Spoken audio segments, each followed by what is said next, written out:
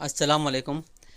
आज मैं एक और टॉपिक वही रिटायरमेंट ऑफ पार्टनरशिप फर्म का क्वेश्चन और उसका सॉल्यूशन प्रेजेंट करूंगा आपके सामने।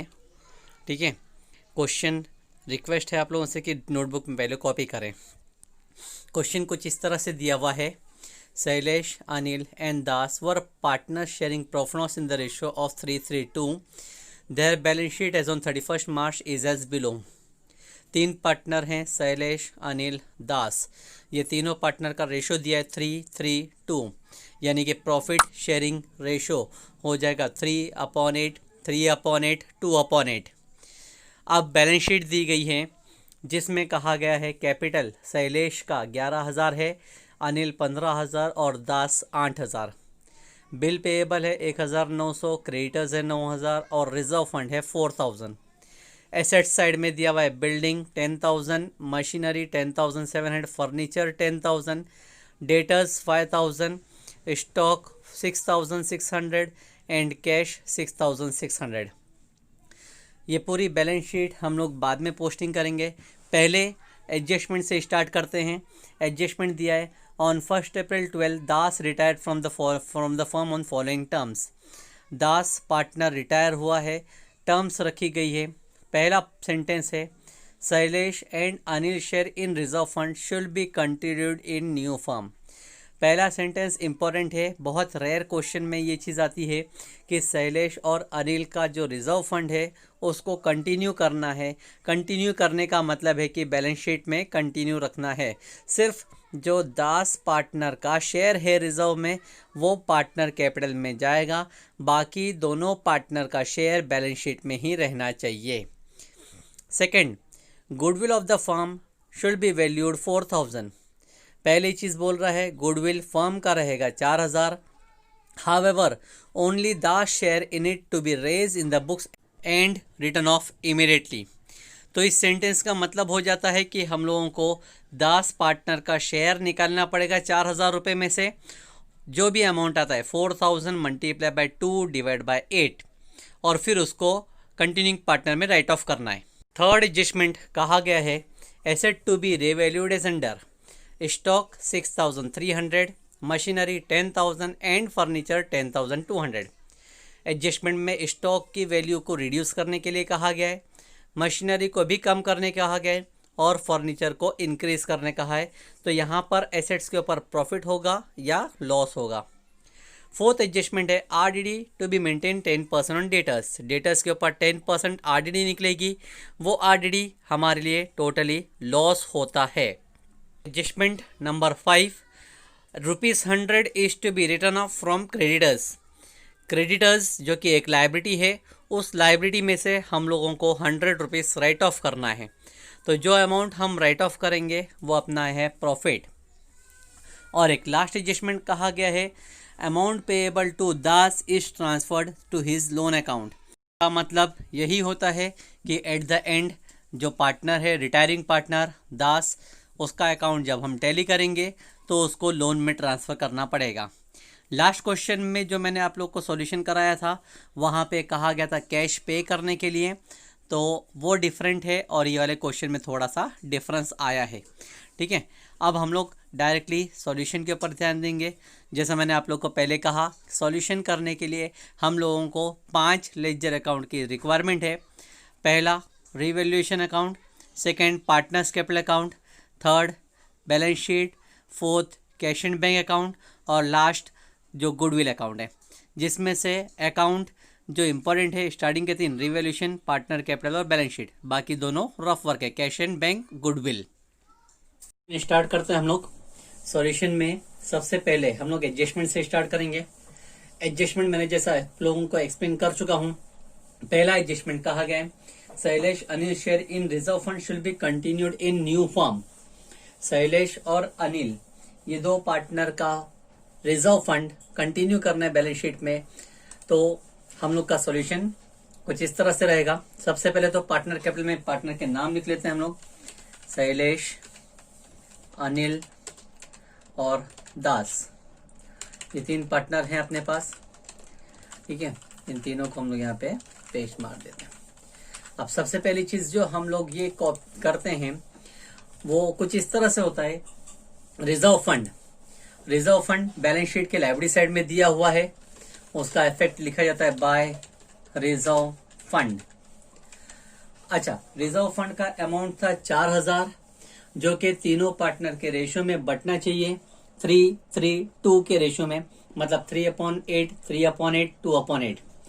अगर वही 4000 को मैं रेशियो में डिस्ट्रीब्यूट करता हूं नॉर्मली जनरली, तो आंसर होता है 1500, 1500 और 1000। लेकिन एडजस्टमेंट में कहा गया है clearly, Shailesh Anil share to be continued in new form, यानी कि शैलेश और अनिल को ये रिजर्व फंड का अमाउंट नहीं देना है। ये रिजर्व फंड का अमाउंट उसको ना देते हुए हम लोगों को बैलेंस शीट में न्यू फॉर्म में कंटिन्यू करना है। तो हम लोग शैलेश का अमाउंट 1500 और अनिल का अमाउंट 1500 ये यहाँ पर नहीं लिखेंगे, दोनों का अमाउंट मिला के हो जाता है 3000। यहाँ पे हम लोग नहीं लिखेंगे, जबकि इसका डायरेक्टली इफेक्ट जाएगा लाइबिलिटीज में रिजर्व फंड, जिसका अमाउंट आएगा टोटल। यहाँ पे मैं बाइफर्केशन करके बताता हूँ। शैलेश का अमाउंट, शैलेश और दूसरा नाम था अनिल, शैलेश का अमाउंट 1500, अनिल का अमाउंट 1500, टोटल मिला के हो जाता है 3000। ये फर्क है। नॉर्मली रिजर्व फंड पार्टनर में डिस्ट्रीब्यूट होना चाहिए, लेकिन यहाँ पर पार्टनर में डिस्ट्रीब्यूट ना करते हुए कंटिन्यू किया जा रहा है, इसलिए बैलेंस शीट में लिख दिया गया। Second adjustment, goodwill of the firm to be valued 4000। Goodwill पूरे फर्म का कहा जा रहा है 4000, लेकिन फर्म को रेज नहीं करने बोल रहा है। आगे बोल रहा है however only Das share in it to be raise, सिर्फ दास का शेयर रेज करना है। तो दास का शेयर था 2/8, जब रेस करेंगे तो गुडविल अकाउंट के डेबिट में लिखेंगे टू दास अकाउंट, और अमाउंट कैलकुलेशन इस तरफ बता देता हूं, 4000 मल्टीप्लाई बाय 2 और फिर डिवाइड बाय 8, तो दास का अमाउंट आता है 1000। ठीक है, अब यही 1000 को हम लोग पार्टनर कैपिटल के क्रेडिट में पास करेंगे बाय गुडविल, और सिर्फ दास के कॉलम में लिखेंगे 1000, बाकी दोनों पार्टनर में कोई अमाउंट नहीं। नेक्स्ट, उसी सेंटेंस में कहा गया है एंड रिटर्न ऑफ इमीडिएटली, और यही अमाउंट को राइट ऑफ करना है। तो जब राइट ऑफ करेंगे तो राइट ऑफ कंटिन्यूइंग पार्टनर्स में होता है, इफेक्ट गुडविल अकाउंट में आएगा कंटिन्यू पार्टनर का नाम बाय शैलेश कैपिटल अकाउंट और बाय शैलेश अकाउंट, और दूसरा नाम हम लोग लिखेंगे by Anil account. Amount write off करने के बाद में कंटिन्यूइंग पार्टनर्स के रेशियो में बटेगा। ओल्ड रेशियो था 3:3:2, लेकिन अब तीसरा पार्टनर दास चला गया तो रेशियो हो जाएगा इनका 3:3। जब 3:3 है मतलब दोनों बराबर है, दोनों बराबर है तो इक्वली माना जाएगा। अमाउंट 500 रुपए और 500 रुपए दोनों को आधा आधा इक्वली बांटा जाएगा। ठीक है, अब इसका ही सेकंड इफेक्ट हम लोग पास करेंगे राइट ऑफ करने का। पार्टनर कैपिटल अकाउंट के डेबिट पे लिखेंगे टू गुडविल, और अमाउंट शैलेश में 500, अनिल में 500, दास में 0। इस तरह से सेकंड एडजस्टमेंट गुडविल पूरे फर्म का 4000, जिसको रेज भी किया गया और फिर उसको राइट ऑफ भी किया गया। Next adjustment, asset to be revalue. Asset को रिवैल्यू करने बोला है, जिसमें पहला नाम है स्टॉक को 6300। स्टॉक आप लोग बैलेंस शीट में चेक करो, स्टॉक का अमाउंट दिया है 6600, लेकिन 6300 करना है मतलब हम लोग को माइनस करना पड़ेगा रीवैल्यू के नाम पे, और 300 माइनस करें तब जाके वैल्यू बन जाती है अपनी 6300। तो स्टॉक रिड्यूस हुआ है, रिड्यूस होना लॉस होता है, लॉस का इफेक्ट आएगा रीवैल्यूएशन अकाउंट के डेबिट में to stock account, to stock account, और अमाउंट लिखेंगे 300। सेकंड कहा गया है मशीनरी को 10,000 करने, मशीनरी कहा गया था 10,700 पुरानी बैलेंस शीट में, मशीनरी 10,700, लेकिन न्यू में बोल रहा है 10,000 करने के लिए, मतलब इसको भी माइनस करना है और माइनस होगा डेप्शन के नाम पे, डेप्रीसिएशन 700 रुपीज माइनस करें तब जाके हो जाएगा 10,000। ठीक है, ये भी डेप्शन निकालना एक लॉस है, लॉस का इफेक्ट अगेन रिवैल्यूएशन के डेबिट में ही आएगा। टू मशीनरी अकाउंट और अमाउंट लिखेंगे जो रिड्यूस हुआ है 700। तीसरा एडजस्टमेंट कहा गया था फर्नीचर को 10,200 करने, तो फर्नीचर कहा गया है ऑलरेडी बैलेंस शीट में 10,000, फर्नीचर 10,000, लेकिन अब इस फर्नीचर को 10,200 करना है, मतलब हम लोग प्लस करेंगे एप्रिसिएशन के नाम पे 200 रुपीज, तब जाके वैल्यू हो जाएगी 10,200। सेकेंड इफेक्ट इसी का भी पास करेंगे, फर्नीचर वैल्यू बढ़ जाना मतलब प्रॉफिट है, इसलिए revaluation account profit loss adjustment account के क्रेडिट में आएगा बाय फर्नीचर अकाउंट, और अमाउंट लिखा जाएगा जो कि अमाउंट इंक्रीज हुआ है 200 रुपए। Next RDD to be maintain 10% on debtors, debtors के ऊपर आरडीडी मेंटेन करना है। डेटर्स अगर देखें तो डेटर्स कहा गया है 5,000, बैलेंस शीट में लिखेंगे डेटर्स 5,000, लेकिन आरडीडी है तो आरडीडी माइनस करनी पड़ेगी हम लोगों को, आरडीडी 5%। ठीक है, सॉरी 10% कहा गया है, 10%, 5,000 का 10% अगर निकाला जाए तो होता है 500। जब 5,000 में से 500 रुपए माइनस किए तो 4,500 रुपया बचा। सेकेंड इफेक्ट हम लोग पास करेंगे आरडीडी, लॉस है, लॉस के लिए रिवैल्यूएशन अकाउंट यानी प्रॉफिट लॉस एडजस्टमेंट में लिखेंगे टू आरडीडी, मतलब डेटर्स, और अमाउंट लिखेंगे जितना माइनस किया गया था 500। एक और एडजस्टमेंट है आगे, 100 to be written off from creditors, creditors में से 100 रुपए माइनस करने का है, तो हम लोग क्रेडिटर्स का चेक करेंगे बैलेंस शीट में वैल्यू, और क्रेडिटर्स को लिखेंगे लाइबिलिटीज में, क्रेडिटर्स बैलेंस शीट में पुराना क्रेडिटर्स की वैल्यू तुमको दिया है 9,000, लेकिन जब 9,000 में से 100 रुपए राइट ऑफ करना है, राइट ऑफ करना मतलब रिड्यूस करना, हम लोग माइनस करेंगे, माइनस रिटर्न ऑफ, और राइट ऑफ करने बोला 100 रुपीज, माइनस के तो 8,900 रुपए बचा। अब जो राइट ऑफ किया गया है क्रेडिटर्स को राइट ऑफ करना, ये अपने लिए प्रॉफिट होता है, इसलिए रीवैल्यूएशन अकाउंट के क्रेडिट में लिखेंगे बाय क्रेडिटर्स, और अमाउंट लिखेंगे 100 रुपीज, प्रॉफिट हो गया हमको 100 रुपए का। इस तरह से एडजस्टमेंट कंप्लीट होते हैं, लेकिन एक एडजस्टमेंट रह गया है, the amount payable to Das is transferred to his loan account, retiring partner Das का अमाउंट लोन में ट्रांसफर करना है, तो हम लोग पहले टैली करना चालू करते हैं। टैली करेंगे एक एक करके, जो एक्स्ट्रा अकाउंट है पहले उसको टैली कर लेते हैं, यानी कि कैश अकाउंट में कोई एंट्री रिकॉर्ड नहीं हुई है, तो हम लोगों को कैश अकाउंट का इश्यू नहीं है, कैश अकाउंट टैली कर देंगे, यानी कुछ रिकॉर्डिंग नहीं हुआ तो टैली करने की जरूरत नहीं है। ठीक है, गुडविल अकाउंट आप देखेंगे तो डेबिट में 1,000 है और क्रेडिट में 500 और 500 1,000, तो दोनों साइड हम लोग सिर्फ लिख के रख देंगे 1,000 रुपए टैली अमाउंट हमारा बोथ साइड आ रहा है जो कि है 1,000 रुपए।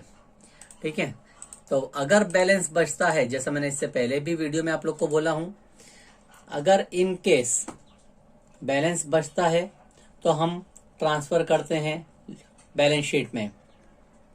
हम लोग कंटिन्यू करेंगे अपना रिवैल्यूएशन अकाउंट से। रिवैल्यूएशन अकाउंट में आप लोगों को दिख रहा है डेबिट में 300, 700, 500 यानी 1,500, जबकि क्रेडिट में 300, तो डेबिट का अमाउंट बड़ा है, दोनों साइड लिखेंगे 1,500 और 1500 में से जब मैंने 300 रुपये माइनस किया तो बच रहा है 1200। इस 1200 के सामने लिखेंगे बाय पार्टनर कैपिटल अकाउंट। तीनों पार्टनर का नाम शैलेश,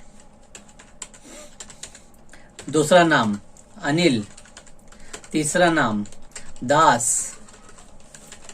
तीनों के रेशियो में डिस्ट्रीब्यूट करना है 1200 रुपये। 1200 रुपये इंटू 3 डिवाइड बाय 8 अमाउंट होता है 450। 1200 into 3 divide by 8 450। 1200 into 2 divide by 8 300।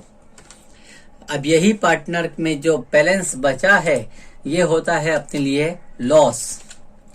ये लॉस का इफेक्ट हमको पास करना पड़ेगा और opposite side in partner capital. Credit में बचा था तो हम डेबिट में लिखेंगे टू रिवैल्यूएशन लॉस।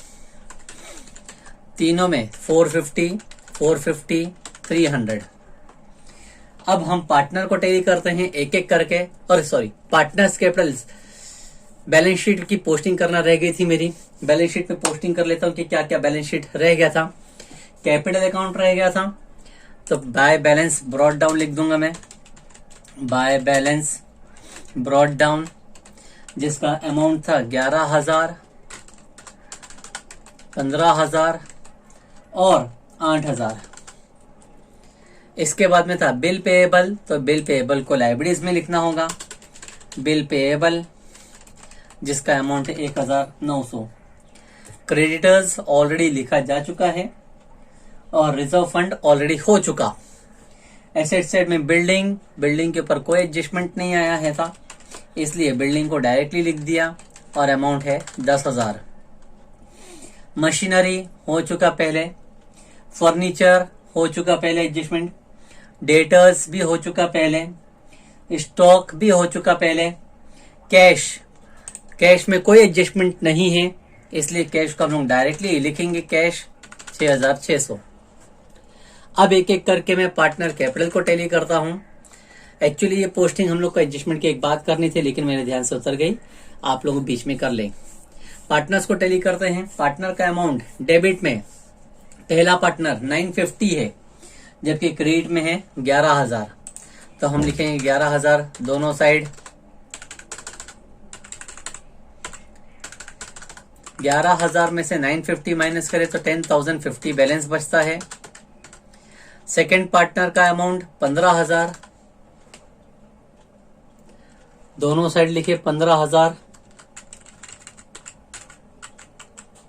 15,000 में से माइनस करें 950 तो बैलेंस बचे 14,050। अब तीसरा पार्टनर अगर देखें तो टोटल 8, 9, 10, 10,000 है। 10,000 में से 300 रुपये माइनस करें तो बचेगा 9,700। तो मैंने उसको अलग लाइन में लिखा है क्योंकि वो रिटायरिंग पार्टनर है।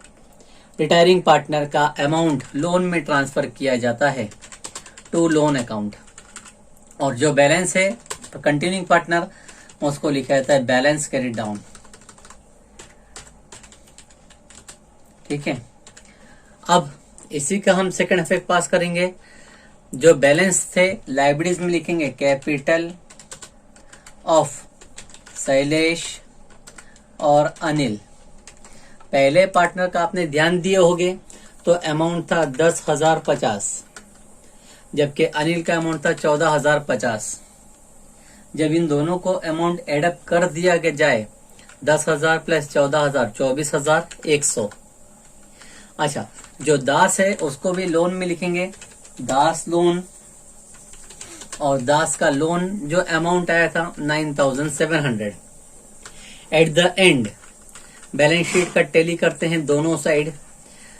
3,000 प्लस 8,900 प्लस 1,900 24,100 9,700। सब अमाउंट को एडअप हम करते हैं। 3 प्लस 8 11 प्लस 1 12 12 प्लस 24 36 36 प्लस 9 होता है 45 45,000 900 और 100 46 700 900 47,600 होता है। तो लिखिए 47,600 सेकेंड साइड एसेट साइड में भी काउंट कर लेते हैं। 6,000, 10,000, 10,000, 4,000, 10,000 और 6,000।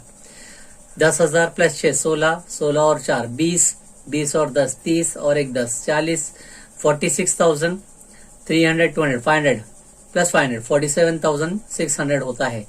हम लिखें 47,600 बोथ साइड। इस तरह से हमारा अकाउंट टैली हो जाएगा। ठीक है।